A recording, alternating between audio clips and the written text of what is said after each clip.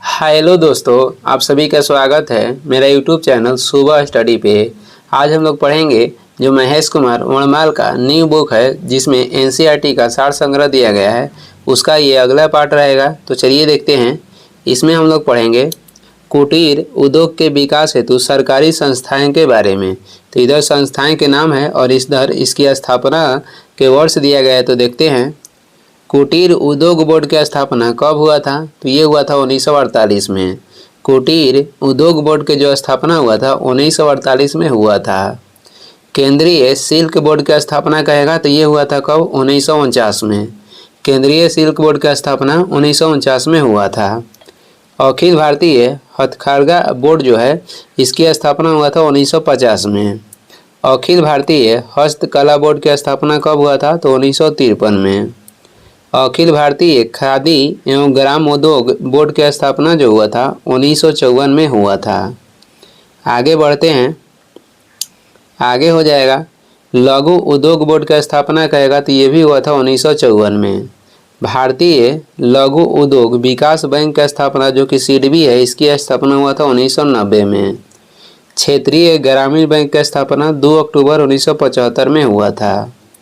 आगे बढ़ते हैं, लौह इस्पात उद्योग में लौह अयस्क, कोकिंग कोयला तथा चूना पत्थर का अनुपात लगभग कितना होता है, तो ये होता है 4:2:1। लौह इस्पात उद्योग में लौह अयस्क, कोकिंग कोयला तथा चूना पत्थर के जो अनुपात होता है ये होता है 4:2:1। प्रथम औद्योगिक नीति की जो घोषणा हुआ था श्याम प्रसाद मुखर्जी के द्वारा अप्रैल 1948 में की गई थी। प्रथम जो औद्योगिक नीति थी इसकी घोषणा 1948 में हुई थी और ये किया गया था श्यामा प्रसाद मुखर्जी के द्वारा। आगे देखेंगे, किस शहर को इलेक्ट्रॉनिक उद्योग की राजधानी के नाम से जाना जाता है, ये शहर हो जाएगा बेंगलुरु। दक्षिण भारत का मैनचेस्टर किसे कहते हैं, कोयम्बटूर को दक्षिण भारत का मैनचेस्टर कहा जाता है। भारत के जो 14 महारत्न कंपनी है उसके बारे में हम लोग देखेंगे। वर्तमान में भारत में 14 महारत्न कंपनी है, तो देख लेते हैं सभी महारत्न कंपनी। देखते हैं, इंडियन ऑयल कॉरपोरेशन लिमिटेड, इसकी स्थापना जो हुआ था 1964 में हुआ था और इसे दर्जा कब दिया गया था, 2010 में। मुख्यालय हो जाएगा इसका नई Delhi. National thermal power corporation NTPC का स्थापना 1975 में हुआ था, इसे भी 2010 में इसे दर्जा दिया गया था। मुख्यालय इसकी नई दिल्ली है। Oil India natural gas corporation, इसकी स्थापना ओएनजीसी का स्थापना 1956 में हुआ था, दर्जा 2010 में इसे दिया गया था। मुख्यालय देहरादून है। Steel authority of India limited के गठन जो हुआ था 1973 में हुआ था, 2010 में इसे दर्जा दिया गया। मुख्यालय इसका कहाँ पे है, नई दिल्ली। कोल इंडिया लिमिटेड के स्थापना हुआ था 1975 में और इसको कहेगा दर्जा कब दिया गया था, 2011 में। मुख्यालय हो जाएगा कोलकाता। ये सभी जो कंपनी है महारत्न कंपनी है भारत की, जो कि वर्तमान में है 14। भारत हैवी इलेक्ट्रिकल्स लिमिटेड की स्थापना 1964 में की गई और इसके मान्यता कब दी गई थी, 2013 में। मुख्यालय इसका भी नई दिल्ली है। गैस अथॉरिटी ऑफ इंडिया के स्थापना जब हुआ था, gas authority of India limited की स्थापना 1984 में। मुख्यालय हो जाएगा नई Delhi. Bharat petroleum corporation limited के जो गठन हुआ था 1977 में। मुख्यालय इसका कहाँ पे है, तो मुंबई में है। पावर ग्रिड कॉरपोरेशन लिमिटेड, इसकी स्थापना 1989 में हुई और इसका मुख्यालय कहेगा तो गुरुग्राम में है। हिंदुस्तान पेट्रोलियम कॉरपोरेशन लिमिटेड, इसकी स्थापना जो हुआ था 1974 में हुआ था। मुख्यालय हो जाएगा मुंबई। पावर फाइनेंस कॉरपोरेशन के स्थापना 1986 में हुआ था। मुख्यालय हो जाएगा नई दिल्ली। ग्रामीण विद्युतीकरण निगम लिमिटेड के स्थापना कब हुआ था, 1969 में। RECL के जो स्थापना हुआ था 1969 में हुआ था, इसका मुख्यालय हो जाएगा नई दिल्ली। आयल इंडिया लिमिटेड की स्थापना 1959 में की गई थी। मुख्यालय है नोएडा। हिंदुस्तान एरोनॉटिक्स लिमिटेड यानी कि हाल जो कि भारत के नवीनतम हो जाएगा महारत्न कंपनी, ये हो जाएगा। इसकी स्थापना 1940 में। मुख्यालय हो जाएगा बेंगलुरु। आगे देखेंगे, आगे हो जाएगा, आगे देखेंगे उद्योग के बारे में और उसका प्रमुख केंद्र। सूती वस्त्र उद्योग जो है इसका प्रमुख केंद्र हो जाएगा महाराष्ट्र, गुजरात, पश्चिम बंगाल। रेशम उद्योग के प्रमुख केंद्र हो जाएगा जम्मू कश्मीर, पंजाब तथा तमिलनाडु। ऊनी वस्त्र उद्योग के प्रमुख केंद्र कर्नाटक है, पंजाब है, जम्मू कश्मीर है। कृत्रिम वस्त्र के प्रमुख केंद्र हो जाएगा मुंबई, दिल्ली तथा कोलकाता। जूट उद्योग कहेगा तो पश्चिम बंगाल हो जाएगा, आंध्र प्रदेश और बिहार। चीनी उद्योग हो जाएगा उत्तर प्रदेश, बिहार और महाराष्ट्र। सीमेंट उद्योग कहेगा तो दिल्ली, मुंबई तथा कोलकाता। सीसा उद्योग हो जाएगा प्रमुख इसका केंद्र पश्चिम बंगाल, झारखंड तथा महाराष्ट्र। आगे बढ़ते हैं, आगे है पीथमपुर जो कि मध्य प्रदेश में है। पीथमपुर किस उद्योग के लिए प्रसिद्ध है? तो ये ऑटोमोबाइल उद्योग के लिए प्रसिद्ध है। पंजाब में कौन सा स्थान होजरी उद्योग के लिए प्रसिद्ध है? होजरी उद्योग के लिए प्रसिद्ध है लुधियाना। सुपर फास्फेट उर्वरक का पहला कारखाना कहाँ पर स्थापित किया गया था? तो ये तमिलनाडु के रानीपेट में स्थापित किया गया था। आगे बढ़ते हैं, आगे हम लोग देखेंगे जो भारत के 26 नवरत्न कंपनी है उसके बारे में। महारत्न कंपनी कहेगा तो 14 है, नवरत्न कंपनी हो जाएगी 26 है। भारत इलेक्ट्रॉनिक्स लिमिटेड बेल की स्थापना 1954 में हुआ था। Container corporation of India limited इसकी स्थापना 1988 में हुई थी। इंजीनियर्स इंडिया लिमिटेड इसकी स्थापना 1965 में।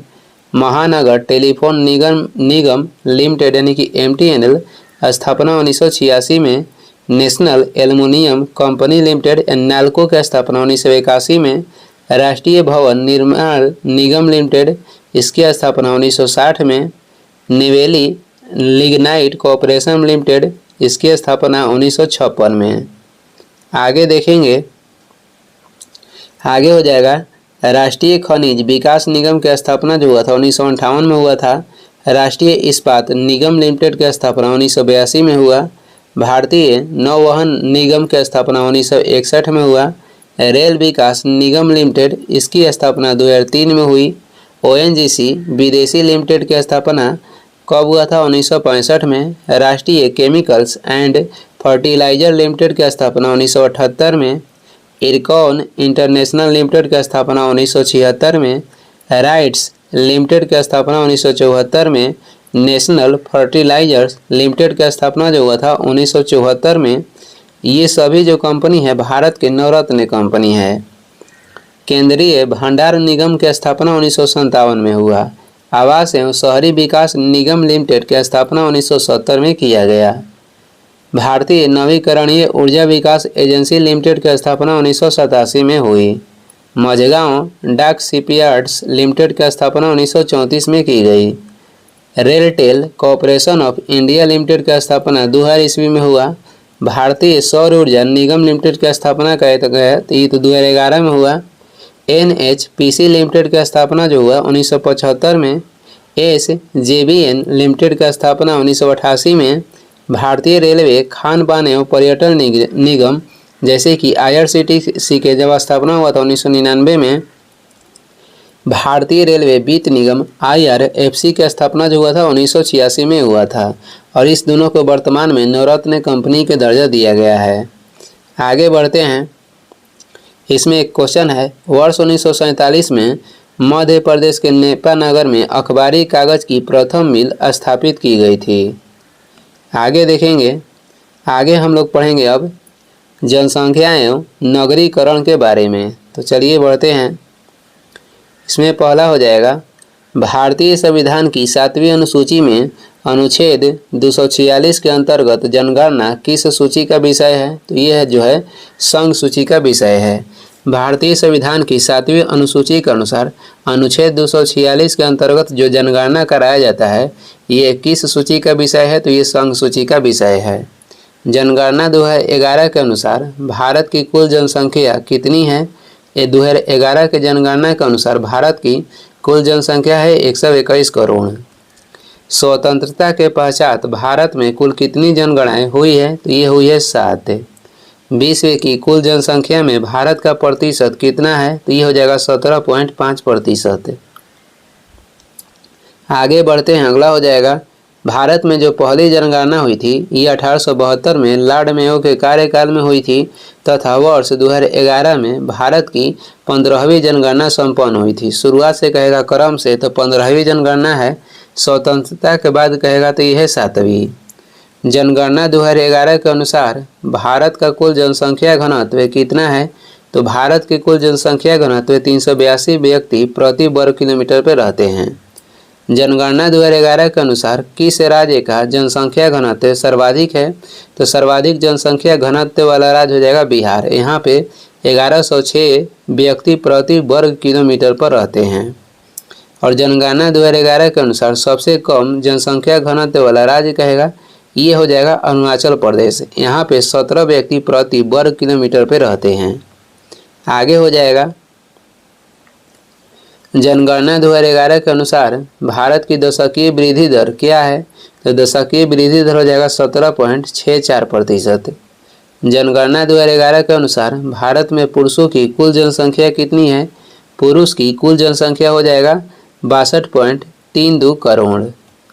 जनगणना 2011 के अनुसार भारत में महिलाओं की कुल जनसंख्या कितनी है, 58.75 करोड़ है। देखते हैं आगे, जनगणना 2011 के अनुसार सबसे अधिक आबादी वाला राज्य कहेगा तो उत्तर प्रदेश है, जहाँ पे लगभग 20 करोड़ जनसंख्या है। आगे बढ़ते हैं, आगे हो जाएगा जनगणना 2011 के अनुसार न्यूनतम जनसंख्या वाला राज्य कौन सा है, तो ये सिक्किम है, जहाँ पे जनसंख्या 6.10 लाख यानी लगभग 6 लाख है। जनगणना 2011 के अनुसार सर्वाधिक जनसंख्या वाला केंद्र शासित प्रदेश कहेगा तो दिल्ली हो जाएगी, यहाँ पे जनसंख्या 1.6 करोड़। भारत में 3 सर्वाधिक नगरीकृत राज्यों का अवरोही क्रम क्या है, तो सर्वाधिक नगरीकृत वाला राज्य हो जाएगा गोवा, इसके बाद मिजोरम, इसके बाद हो जाएगा तमिलनाडु। भारत के किस राज्य में नगरीय जनसंख्या घनत्व सर्वाधिक है, नगरीय जनसंख्या घनत्व सर्वाधिक कहाँ पे है, तो तमिलनाडु में। आगे बढ़ते हैं, भारत में पुरुष साक्षरता दर कितनी है, भारत में पुरुष साक्षरता दर हो जाएगी 80.9%।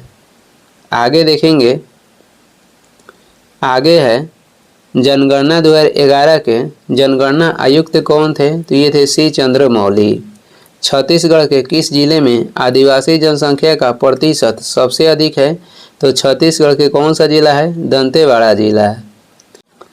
वर्ष 1911 से 1921 के दशक में जन्म वृद्धि दर नकारात्मक कितनी रही, तो -0.31% रही थी, इसलिए यह वर्ष बृहत विभाजक वर्ष कहलाता है। आगे बढ़ते हैं, अगला हो जाएगा जनगणना 2011 के अनुसार सबसे कम जनसंख्या वाला केंद्र शासित प्रदेश कौन सा है, तो सबसे कम जनसंख्या वाला केंद्र शासित प्रदेश हो जाएगा लक्षद्वीप। यहाँ पे 64,000 लगभग व्यक्ति रहते हैं। भारत की कुल साक्षरता दर कितनी है, तो भारत की जो कुल साक्षरता दर है ये हो जाएगा 73.04%। भारत में महिला साक्षरता दर कितनी है, 64.6%। भारत का सबसे अधिक साक्षर राज्य कौन सा है, तो ये हो जाएगा केरलम, और यहाँ पे साक्षरता कितने हैं, तो 94% है।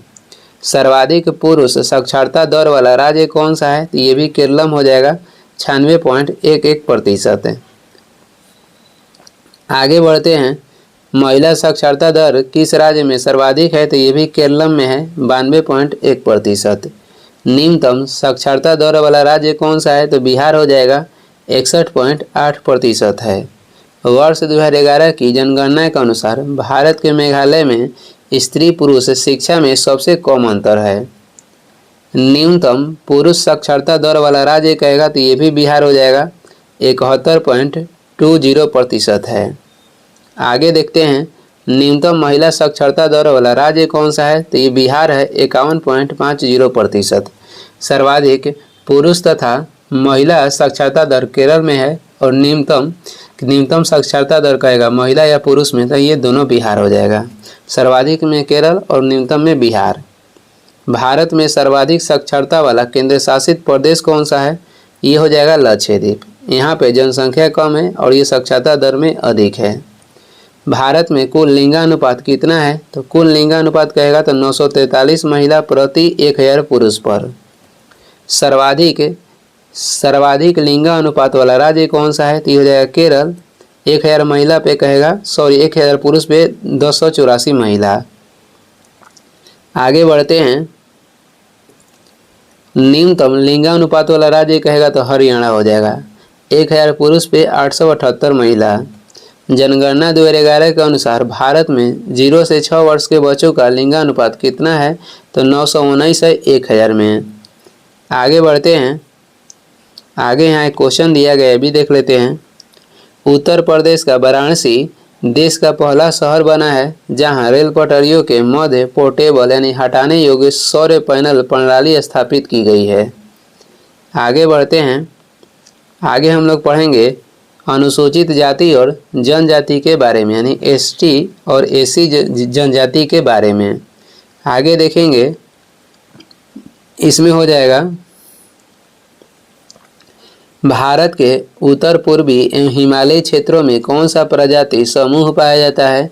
तो ये भारत के उत्तरी पूर्वी एवं हिमालयी क्षेत्रों में जो प्रजातीय समूह पाई जाती है ये हो जाएगा मंगोलॉयड। भारत की संथाल जनजाति का संबंध किस प्रजाति से है? आदि ऑस्ट्रेलियाइड से संबंधित है भारत की संथाल जनजाति। भारत में सर्वाधिक जनसंख्या वाली जनजाति कौन सी है? तो भारत में सर्वाधिक जनसंख्या वाली जनजाति हो जाएगी भील जनजाति। आगे बढ़ते हैं। आगे हम लोग देखेंगे भारत की प्रमुख जनजाति किस राज्य में कौन कौन सी जनजाति पाई जाती है, उसे हम लोग देखेंगे। अरुणाचल प्रदेश में कहेगा तो अरुणाचल प्रदेश की जनजाति हो जाएगी आपतानी, डफला, मिसिमी, सिंगफो तथा अबोर। अरुणाचल प्रदेश की जनजाति हो जाएगी आपतानी, डफला, मिसिमी, सिंगफो तथा अबोर। नागालैंड की जनजाति हो जाएगी नागा, कोन्याक, सेमा, गारो, कचारी, कुकी, मिकिर तथा अंगामी। मणिपुर की जनजाति हो जाएगा अंगामी, कोम, मायो, मारिंग, तारो तथा मैकी। मिजोरम की जनजाति है मिजो, लाखेर, पावी, चकमा, गारो तथा कुकी। मेघालय की जनजाति हो जाएगी खासी, गारो, मिकिर, जयंतिया, हाजंग, हमार लाखेर, सीतेंग। आगे बढ़ते हैं। त्रिपुरा की जनजाति कहेगा तो ये हो जाएगा त्रिपुरा, मोंग, रियांग, हलाम, लुसाई, ओरांग, उचई, जमातिया। ये सभी त्रिपुरा की जनजाति है। असम के हो जाएगा चकमा, डिमासा, हाजेंग, सीथेंग, लालुंग। ये सभी है असम की। अंडमान निकोबार की जनजाति कहेगा तो ये हो जाएगी सेंटिनेलीज, ओंग, जारावा और सोमपेन। लक्षद्वीप में जो जनजाति है ये हो जाएगी मालमीस जनजाति जो है लक्षद्वीप में निवास करती है। आगे है सिक्किम की जनजाति देख लेते हैं तो ये लेप्चा, भूटिया तथा शेरपा। पंजाब की जनजाति सांसी। जम्मू कश्मीर की जनजाति कहेगा तो बकरवाल, गुज्जर, मौन, चंगपा, बाल्टी तथा गद्दी। आगे बढ़ते हैं। आगे हो जाएगा हिमाचल प्रदेश की जनजाति देखते हैं गद्दी, किन्नौर, जाद, गुज्जर, पंगवाली, स्वांगाला। छत्तीसगढ़ की जनजाति हो जाएगी अगरिया, धनवार, कमार, कोडाकू, मुंडा खरिया और सौर। उत्तराखंड की जनजाति है जौनसारी, बुक्सा तथा भोटिया। उत्तर प्रदेश की जनजाति थारू, अगारिया, बैगा, बुक्सा, गोंड व भोटिया। आगे भी देख लेंगे। पश्चिम बंगाल की जो जनजाति है, पश्चिम बंगाल की जनजाति हो जाएगी भूमिज, असुर, हो, कोरा, लेप्चा तथा ओराओं। मध्य प्रदेश की जनजाति है भील, अगारिया, कोल, कोराकू, बैगा और गोंड। राजस्थान की जनजाति भील, मीणा, गरासिया, बंजारा, बागड़ी भटेलिया। झारखंड के कहेगा तो संथाल, मुंडा, हो, बिरहोर, उरांव, कोरवा, खरिया, माल पहाड़िया तथा असुर। महाराष्ट्र की जनजाति हो जाएगी बरदा, बावचा, भूंजिया, बिरहुल। उसके बाद धनवार, घोड़िया, थोटी, भील, कोल और तथा वर्ली। गुजरात की जनजाति हो जाएगी भील, बंजारा, बरदा, बारली, खारी, घोड़िया, कोकना, कोली, पटेलिया, पोमला और चारण। ये सभी है गुजरात की। आगे देखें कर्नाटक की प्रमुख जनजाति हो जाएगी बरदा, चेंचू, मालासार, मालेरू, टोंडा, सोलगा, राथवा, पनियन, कोदागु। आंध्र प्रदेश की जनजाति है चेंचू, लंबाडा, यानाडी, यालिस, बगाता तथा धुलिया। केरलम की जनजाति हो जाएगा उलाडा, मोपला, नायर, मलकारा, अलार, आदियान, कुरुम्बा, पानियन, उराली कादर। तमिलनाडु की जनजाति हो जाएगा टोडा, कुरुम्बा, कोटा, इरूला और बड़ंगा। दादर व नागर हवेली के जो देख लेते हैं जनजाति हो जाएगी वर्ली, कथोडी, कोकना, नायकाडा, जिसे नायका भी बोलते हैं। बिहार की प्रमुख जनजाति बेंगा है, असुर, खोंड, उरांव, बिरहोर तथा बेदिया। आगे बढ़ते हैं। उड़ीसा की जनजाति है बगाता, बगता हो जाएगा भूमिज, खोंड, गांडिया, कोल और कोर्रा। दमन तथा दीव की जनजाति हो जाएगी दमन व दीव की घोड़िया, सिद्धि, वर्ली तथा दुबला। गोवा की जनजाति घोड़िया, वर्ली। आगे हो जाएगा वर्ष 1901 की जनगणना के समय सर्वप्रथम भारतीय जनसंख्या में प्रजातियों का विवरण किसके द्वारा प्रस्तुत किया गया था? तो ये हर्बर्ट रिजले के द्वारा। आगे बढ़ते हैं। आगे हो जाएगा ओपोर तिपी तथा अंडी नामक विवाह प्रथाएं किस आदिवासी समुदाय में प्रचलित है? तो ये हो जनजाति में प्रचलित है। भारत की सर्वाधिक प्राचीन जनजाति कौन सी है? तो ये हो जाएगा जारवा। भारत की सर्वाधिक प्राचीन जनजाति जारवा जनजाति है। आगे देखते हैं यहाँ पे महत्वपूर्ण क्वेश्चन है। अंडमान निकोबार द्वीप समूह पर पाई जाने वाली सोम्पेन, सेंटिनेलीज, ओंगे व जारवा जनजाति विलुप्त की स्थिति में है। आगे बढ़ते हैं। आगे हो जाएगा इसमें उत्तराखंड की सबसे बड़ी अनुसूचित जनजाति कौन सी है? तो उत्तराखंड की सबसे बड़ी अनुसूचित जनजाति थारू जनजाति है। टोडा जनजाति कहाँ पे निवास करती है? तो ये तमिलनाडु की नीलगिरी पहाड़ियों पर निवास करती है। टोडा एवं जौनसारी जनजातियाँ बहुपति विवाह की प्रथा को मानती है। टोडा एवं जौनसारी जनजातियाँ जो है बहुपति विवाह की प्रथा को मानती है। बोडो जनजाति कहाँ पे निवास करती है? जो बोडो जनजाति है ये गारो पहाड़ी पे निवास करती है। बोडो जनजाति गारो की पहाड़ी पे निवास करती है। और गारो जनजाति कहाँ पे निवास करती है? तो ये मेघालय में। ये बोडो जो जनजाति गारो पहाड़ी असम में निवास करती है, न कि मेघालय में। गारो पहाड़ी असम तथा मेघालय दोनों में है। तो ये गारो पहाड़ी पे निवास करती है बोडो जनजाति कहाँ पे? तो असम में। और टोडा जनजाति तमिलनाडु के नीलगिरी पहाड़ी पर निवास करती है। टोडा तमिलनाडु में और बोडो कहेगा तो असम में। आगे बढ़ते हैं। आगे हो जाएगा खासी एवं गारो भाषा बोलने वाली सर्वाधिक जनसंख्या कहेगा कहाँ पे पाई जाती है? तो ये मेघालय में पाई जाती है। झूमिंग कृषि करने वाली जनजाति कौन सी है? खासी जनजाति ये झूमिंग कृषि करती है। वर्तमान में भारत की 75 जनजातियों को PVTG यानी कि पार्टिकुलरली वैल्यूएबल ट्राइबल ग्रुप्स का दर्जा प्राप्त है। केरलम में कौन सी जनजाति पाई जाती है? कुरुम्बा जनजाति ये पाई जाती है केरलम में।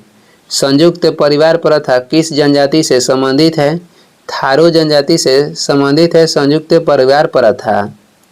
आगे देखेंगे शीर्ष 5 अनुसूचित अनुसूचित जनजाति जनसंख्या वाले राज्य, यानी कि ये 5 ऐसे राज्य हैं जहाँ पे सर्वाधिक जनजाति अनुसूचित जनजाति जनसंख्या वाले राज्य है, यानी कि एसटी जनसंख्या वाले राज्य। सबसे अधिक मध्य प्रदेश में है, दूसरा पे महाराष्ट्र हो जाएगा, तीसरा पे उड़ीसा, चौथा पे राजस्थान और पांचवा पे हो जाएगा गुजरात। और ये 2011 की जनगणना के अनुसार है। आगे बढ़ते हैं। अब हम लोग देखेंगे सर्वाधिक तथा न्यूनतम जनजातीय समुदाय की जनसंख्या। सर्वाधिक तथा न्यूनतम जनजातीय समुदाय की ये इसमें हो जाएगा जनसंख्या। सबसे अधिक जनजाति कौन सी है, तो ये हो जाएगी भील, जो कि सर्वाधिक है भारत में 1.26 करोड़। इसके बाद हो जाएगा गोंड जनजाति, इसके नीचे संथाल, इसके नीचे हो जाएगा मीणा, इसके नीचे नायकाड़ा, उसके बाद हो जाएगा उरांव और उसके बाद सुगाली। यानी सबसे भारत में अधिक कौन सी जनजाति है, तो भील जनजाति।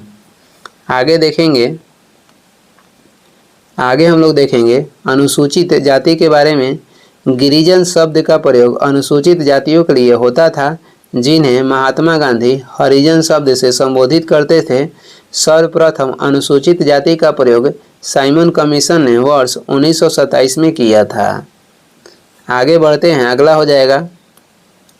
आगे हम लोग देखेंगे भारत में संकटग्रस्त जनजाति के बारे में। तो ये हो जाएगा कोटा, टोडा और उराली। ये सभी जनजाति संकटग्रस्त में आती है और ये जनजाति जो है तमिलनाडु का है। लेप्चा हो जाएगा जो कि सिक्किम के है। करवाड़ा हो जाएगा छत्तीसगढ़। राजी जनजाति उत्तराखंड। ओंगे, जारवा, सोमपेन और ये अंडमान निकोबार के हैं। आगे देखते हैं, आगे हो जाएगा विवाह के स्वरूप और इधर जनजाति के बारे में देखेंगे। किस जनजाति में कौन सी विवाह के स्वरूप है, कौन सी जनजाति में कौन सी विवाह का स्वरूप है, तो देखते हैं। परिवीक्षा विवाह किस जनजाति में प्रचलित है, तो ये कुकी जनजाति में। हरण विवाह कहेगा तो ये प्रचलित है गोंड जनजाति में। परीक्षण विवाह होता है किसमें, भील जनजाति में। सेवा विवाह खासी तथा थारू जनजाति में। दूध लौटवा विवाह कहेगा तो ये गोंड जनजाति में होता है। राजी खुशी विवाह होता है भील हो और भील जनजाति में। चट्टू चट ये हो जाएगा चुटकुट्टा विवाह, ये होता है थारू जनजाति में। प्रेत विवाह होता है न्यूर, कोराकू और गोंड जनजाति में। आगे बढ़ते हैं। जनजातियों को शोषण से बचाव हेतु कुछ विशेष जो अधिनियम लाया गया था उसके बारे में हम लोग देखेंगे। सिविल अधिकार संरक्षण अधिनियम 1955 में लाया गया और इसमें संशोधन हुआ था 1976 में। अनुसूचित जाति तथा जनजाति अत्याचार निवारण अधिनियम 1989 में लाया गया। न्यूनतम मजदूरी अधिनियम कब लाया गया था, तो 1948 में। बंधित श्रम पद्धति उत्पादन अधिनियम ये लाया गया था 1976 में। बाल श्रम प्रतिषेध और विनियमन अधिनियम ये लाया गया 1986 में। आगे हम लोग देखेंगे, आगे हो जाएगा विभिन्न द्वीपों के प्रमुख जनजाति समूह हैं।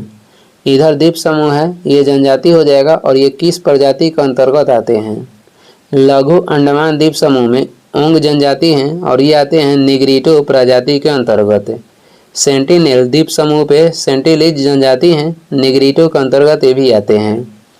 मध्य व दक्षिण अंडमान में जनजाति हो जाएगा जारवा और ये भी निग्रिटो के अंतर्गत आता है। स्टेट द्वीप में महा अंडमानीज जनजाति है, ये भी आता है नेग्रिटो के अंतर्गत। ग्रेट निकोबार में जनजाति जो है सोमपेन हो जाएगा, निग्रोआइड ये प्रजाति के अंतर्गत आता है। ग्रेट निकोबार में निकोबारी जनजाति भी है जो कि मंगोलाइड प्रजाति के अंतर्गत आता है। आगे हम लोग देखेंगे अनुसूचित जनजाति के बारे में देख लेंगे। जनजातियों के लिए आदिवासी शब्द का सर्वप्रथम प्रयोग ठक्कर बापा यानी आदिवासियों का पितामह इन्हें कहा जाता है। इन्होंने पहली बार आदिवासी शब्द का प्रयोग किया था। कौन, तो ठक्कर बापा। भारतीय संविधान सभा के सदस्य जयपाल सिंह ने सर्वप्रथम जनजाति के लिए आदिवासी शब्द का प्रयोग किया। अनुसूचित जनजाति शब्द का प्रयोग सर्वप्रथम संविधान की 5वीं अनुसूची में हुआ था। आगे बढ़ते हैं, यहाँ भी एक क्वेश्चन ये भी देख लेते हैं। पुदुचेरी, दिल्ली, चंडीगढ़, हरियाणा तथा पंजाब राज्यों में कोई भी अनुसूचित जनजाति नहीं पाई जाती है। पुदुचेरी हो जाएगा, दिल्ली, चंडीगढ़, हरियाणा तथा पंजाब राज्यों में कोई भी अनुसूचित जनजाति नहीं पाई जाती है, यानी कि एसटी नहीं पाई जाती है। आगे बढ़ते हैं, आगे हो जाएगा।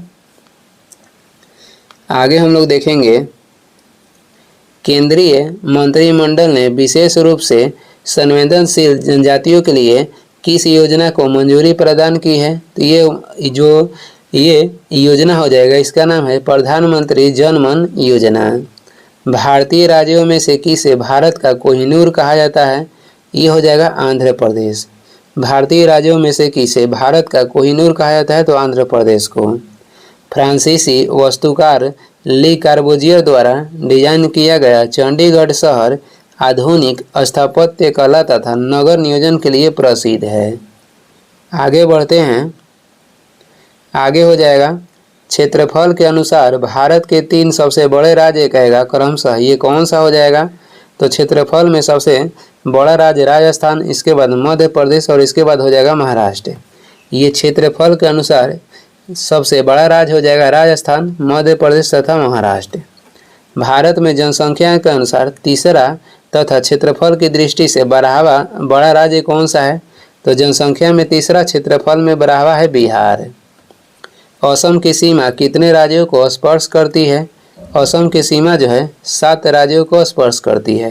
ये हो जाएगा अरुणाचल प्रदेश, नागालैंड, मणिपुर, मिजोरम, पश्चिम बंगाल, मेघालय तथा त्रिपुरा। पाट अंचल अवस्थित है, तो ये झारखंड में। आगे बढ़ते हैं, 2011 की जनगणना के अनुसार उत्तर प्रदेश के किस जिले में जनसंख्या घनत्व सबसे अधिक है। तो ये है गाजियाबाद में। आगे बढ़ेंगे, अगला हो जाएगा। आगे है इसमें क्षेत्रफल की दृष्टि से सबसे छोटा राज्य कौन सा है। क्षेत्रफल में सबसे छोटा गोवा है। जनसंख्या की दृष्टि से भारत के सबसे बड़ा संघ राज्य कौन सा है। तो ये हो जाएगा दिल्ली। भारत के किस राज्य में सबसे अधिक जिले हैं। उत्तर प्रदेश में सबसे अधिक जिला है, कितना, तो 75। केरलम की सीमा किन राज्यों को स्पर्श करती है। तो ये कर्नाटक एवं तमिलनाडु राज्य को। दिल्ली को केंद्र शासित प्रदेश का दर्जा किस वर्ष प्रदान किया गया था। तो दिल्ली को केंद्र शासित प्रदेश के दर्जा दिया गया वर्ष 1956 में। हिमाचल प्रदेश की ग्रीष्मकालीन राजधानी कहाँ पे है। हिमाचल प्रदेश की जो ग्रीष्मकालीन राजधानी है ये है शिमला। भारत के कितने राज्य एवं केंद्र शासित प्रदेश अंतर्राष्ट्रीय सीमाएं साझा करता है। तो ये कितने राज्य हो जाएगा, ये राज्य हो जाएगा 18 है। जम्मू कश्मीर राज्य का पुनर्गठन कब किया गया। जम्मू कश्मीर राज्य के पुनर्गठन किया गया 31 अक्टूबर 2019 को। आगे देखेंगे, आगे हो जाएगा दादर व नगर हवेली तथा दमन व दीव का विलय करके किस नए केंद्र शासित प्रदेश का गठन किया गया है। तो ये हो जाएगा दादरा व नगर हवेली तथा दमन व दीव। एक नीचे महत्वपूर्ण क्वेश्चन है, ये भी देख लेते हैं। ये है 2 अप्रैल 1970 को मेघालय राज्य का गठन असम के अंतर्गत एक स्वायत्त शासी राज्य के रूप में किया गया था। और ये इस वीडियो के लास्ट क्वेश्चन है। वीडियो को लास्ट तक देखने के लिए धन्यवाद।